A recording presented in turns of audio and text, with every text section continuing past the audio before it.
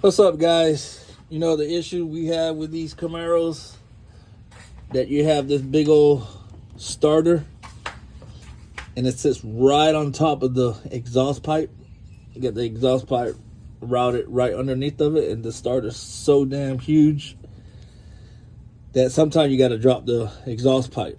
Now you can take the starter out without removing this, but you got to play around with it. Now you can, if you want, you can take this pipe down, the exhaust pipe off, but in my case, I'm not gonna do that because the bolts that hold to the exhaust manifold, they might break. They're all rusted out, and that might be another project that I have to tackle to get the dogs back on. And I don't want to do that. I just want to get this car rolling, get the starter on, get it rolling, and call it a day for the rest of the year on this car, so I can focus on another different project that I have going on. But yeah, if I take this exhaust off, it's gonna be a project up in the exhaust headers, the exhaust manifold, then possibly over here, and then so back over there, because this got to come down. I don't know how far it have to come down, but I'm not willing to figure that out. So, but this starter can come out, and let me see if I could show you how. You got to play around with it though. So all the wiring is disconnected. Move the wiring out the way once it's disconnected. And let me get in here. Okay. So we're gonna play around with this. Let's see. So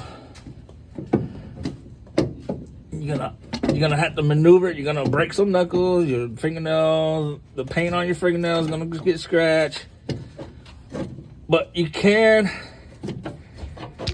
work this starter out just like this. Just be careful, because this is a freaking, God almighty, it's a boat anchor.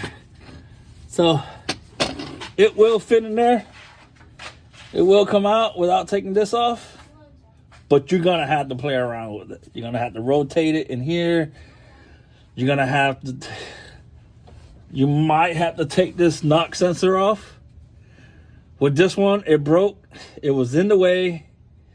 The starter, like, it kind of fell out of place and it went, it broke it, but it needed to be changed anyway. So as soon as you take this off, water's gonna start gushing out the antifreeze. So have yourself a bucket in place to catch that antifreeze. But I already got one of these. I'm just waiting for the starter. Now my plan is not to put this huge starter back in. I couldn't even imagine trying to put that back in there and trying to get it in position to get it bolted on. So what I did is I went ahead and ordered a mini torque starter from Summit Racing. It's the same one I have on that Chevy pickup, the one next to me.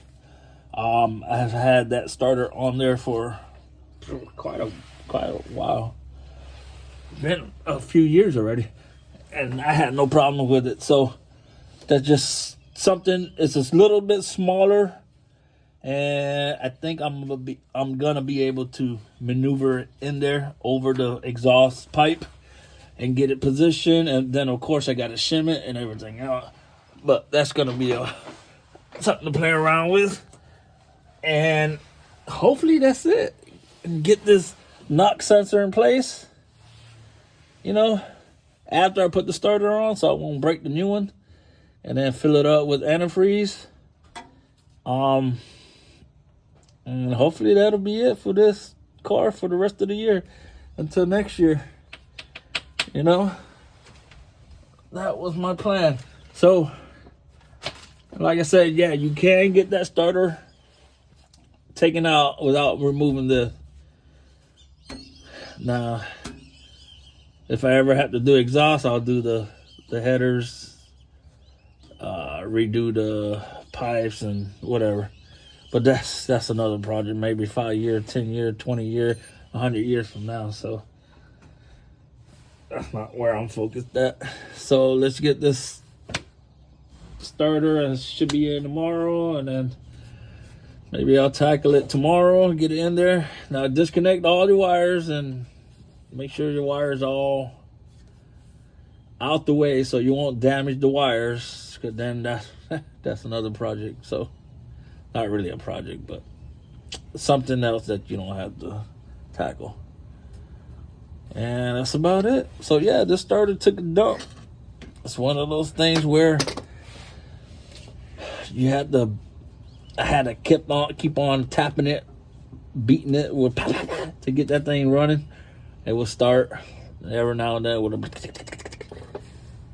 but big old gigantic. Yeah, save yourself some trouble. Get your mini starter, torque starter. I think I'm gonna do that for every car that I get. Remove the big junk and put the starter, mini torque starter. That one right there, it just cranks over, just and it's on. And you gotta deal with this big old thing. But that's it. You got a Camaro, 3rd gen Camaro, and you got this problem. Just know you can work that thing out and save yourself some time. Pay a little bit extra money, go get you a little small mini torque starter and put it back in there. Till the next video, guys. Peace out.